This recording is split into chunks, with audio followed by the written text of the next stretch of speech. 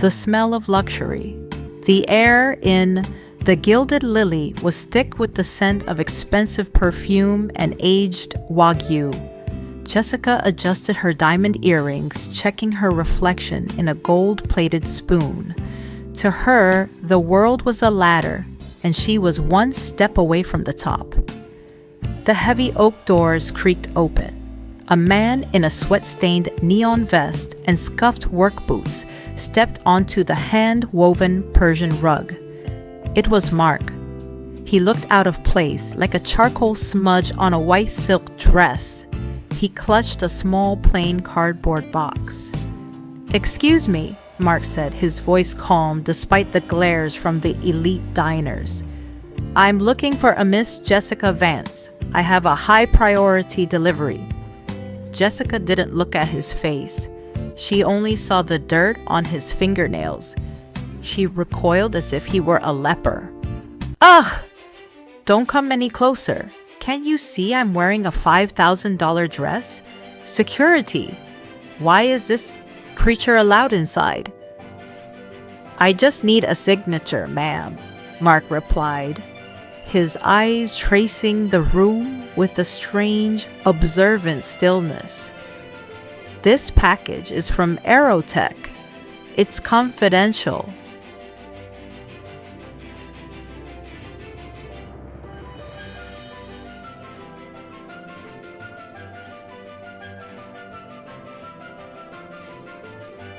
The king of nothing.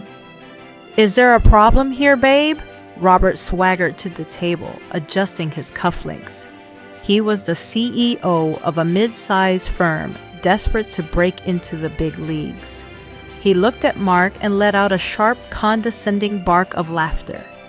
"A delivery boy? In here?" Robert pulled out a gold money clip, peeled off a single crumpled $1 bill, and let it flutter to the floor near Mark's dirty boots. "There you go, son. Take that, go buy yourself a bar of soap, and find a job that doesn't involve bothering your betters." The restaurant fell silent. Mark looked down at the dollar bill, then up at Robert. A faint, knowing smile played on his lips. "You know, Robert, money is a lot like sand.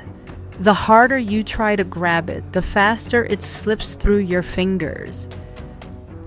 "Don't give me philosophy, you loser," Robert snapped, grabbing the box. "Get out before I have the police trespass you."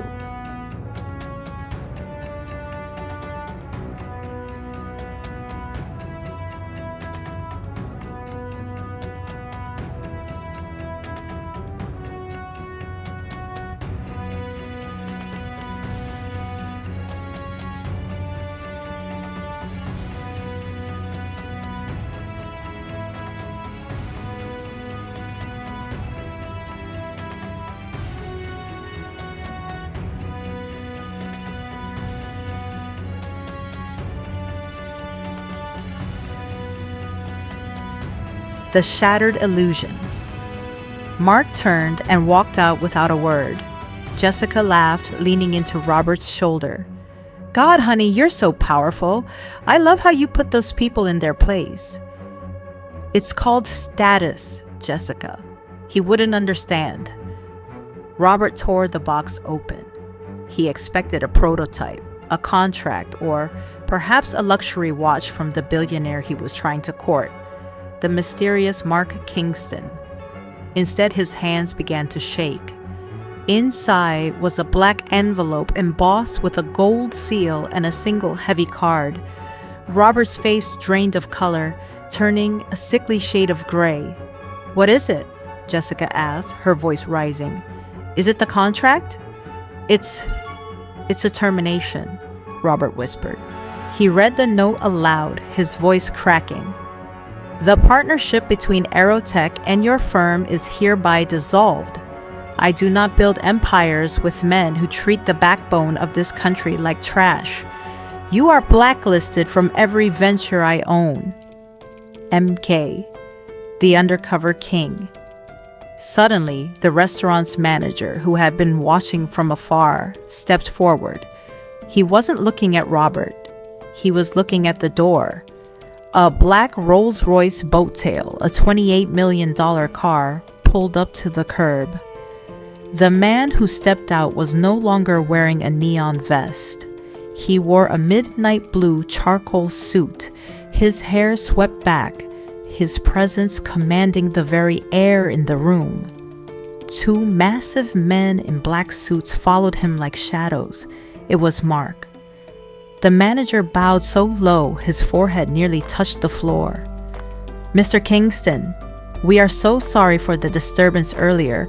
We had no idea you were conducting a personal audit." Jessica's eyes went wide. The delivery boy was the man she had been stalking on Instagram for months. The man worth $50 billion.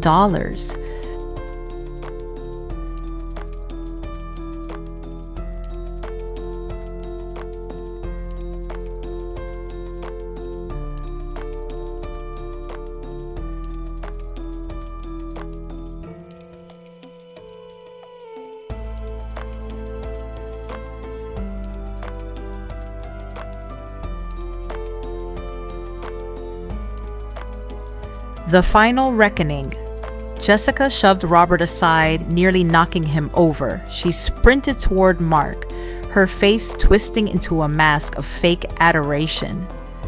"Mark, oh my God, what an incredible performance," she squealed, reaching for his arm.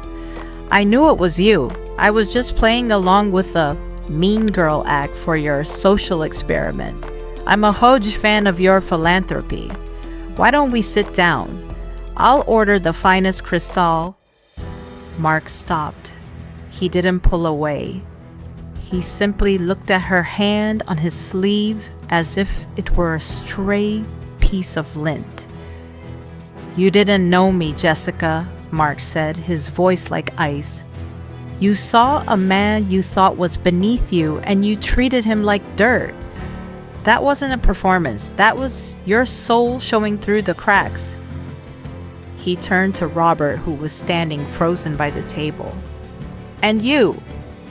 You think a suit and a bank account make you a king? A king protects his people. He doesn't kick them. As of 5 minutes ago, I've purchased the debt on your company. You have 24 hours to vacate your office." The bitter end. The waiter approached the table, holding the bill for the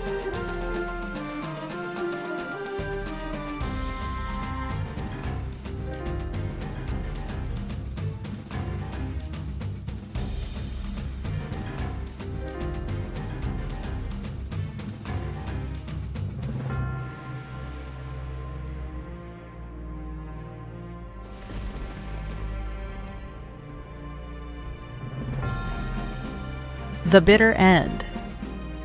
The waiter approached the table, holding the bill for the $2,000 appetizers they hadn't even finished.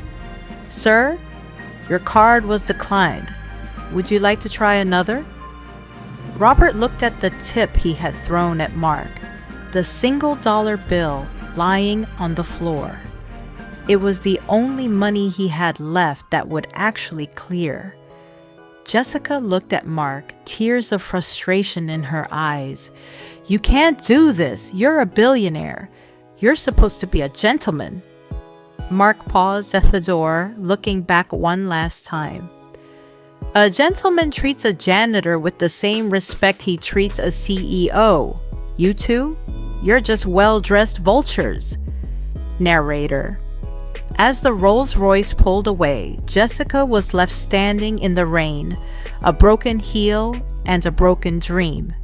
She had spent her whole life digging for gold, only to realize she had buried herself alive in a hole of her own making. The moral: your wealth is not defined by what is in your bank account, but by how you treat those who can do absolutely nothing for you. Watch who you kick on your way up. You might just meet them on your way down. The penthouse on the 40th floor was silent. only the sound of classical jazz emanating from the in-wall speakers. Elara sat in a leather armchair, darkness enveloping her, revealing only her sharp eyes reflecting the city lights.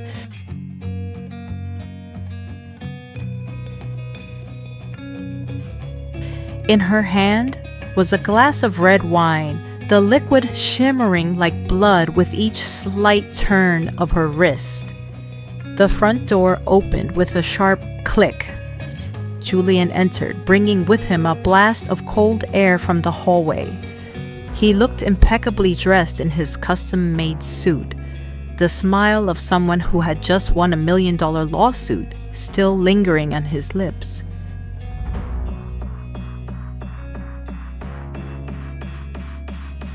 Elara, why is the house so dark? He asked, tossing his briefcase onto the sofa and loosening his tie. I've made a reservation at the French restaurant.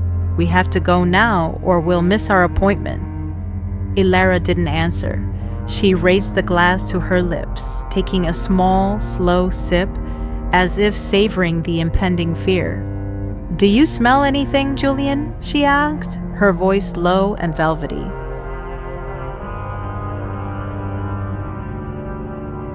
A faint scent of roses, the cheap perfume your secretary uses, or perhaps the mistress you're hiding in apartment 4B 5th Avenue? Julian froze. A moment of silence stretched on like an eternity. He forced a smile, trying to regain the composure of a top lawyer. You're starting to imagine things again. That's the apartment of a client involved in a property dispute.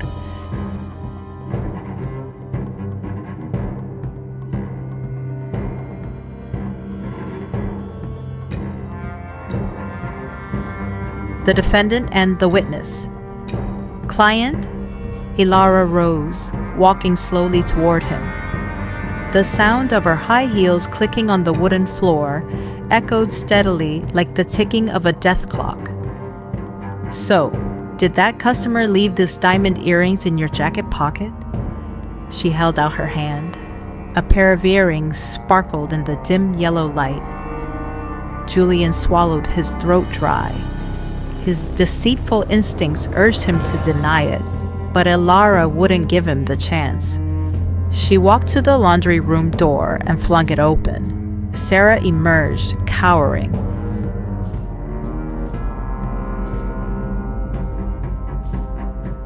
She was wearing the cream-colored silk robe, a gift Julian had given Elara last year.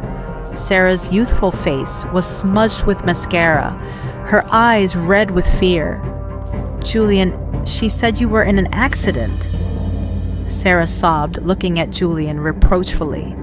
She picked me up. She said she knows everything.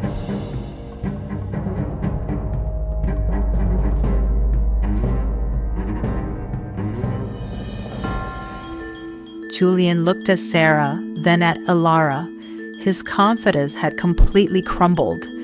The room now resembled an interrogation room. Julian, Elara said, her voice now full of authority. You always said in court, the truth doesn't matter. What matters is who tells the better story. Well, let me tell you my story.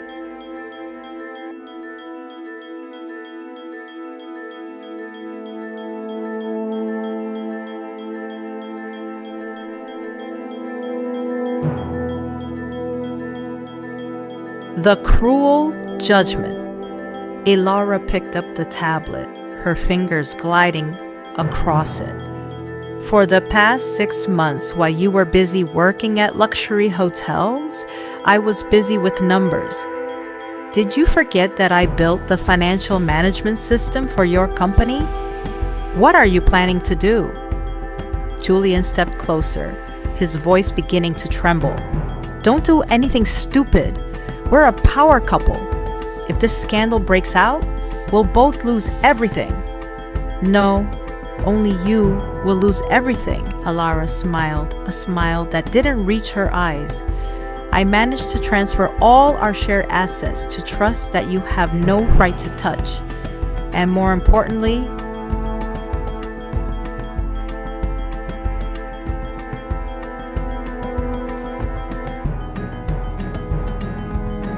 she turned the tablet screen towards him. On it was an email sent 2 minutes ago. The recipients were the State Bar Council and all of his company's major partners.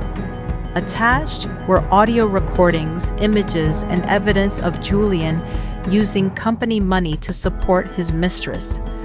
Your career, your license, your honor, all will be in flames tomorrow morning when the press reports it, Ilara said, her voice so cold it sent a shiver down Sarah's spine.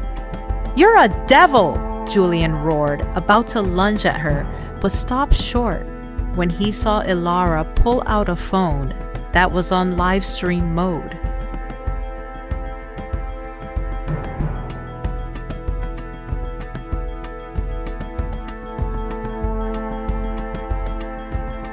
Hello everyone, Ilara said into the phone. This is my husband, the renowned lawyer Julian, who was just caught cheating in his own home. You see, even the smartest people make silly mistakes sometimes. End. The door slaps. Julian collapsed to the floor, his eyes vacant, staring into space. The empire he had painstakingly built with lies had crumbled in a single night. Sarah could only stand beside him, weeping, realizing she, too, was just a discarded plaything. Ilara, wearing a luxurious overcoat and carrying a handbag, looked at Julian one last time, not with hatred, but with utter contempt.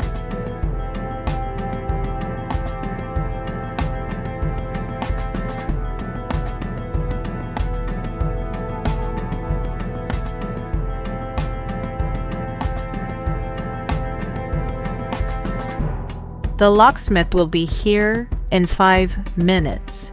Your belongings have been packed and left on the sidewalk downstairs. I hope Sarah has a place for you to sleep. She walked out the door, the sound of her heels fading away until they disappeared. The sound of the door slamming shut echoed dryly, like the final blow of the judge's gavel in court. Case closed.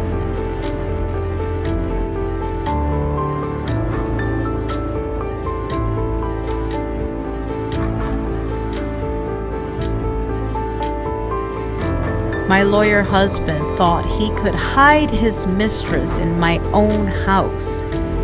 He forgot I taught him everything he knows.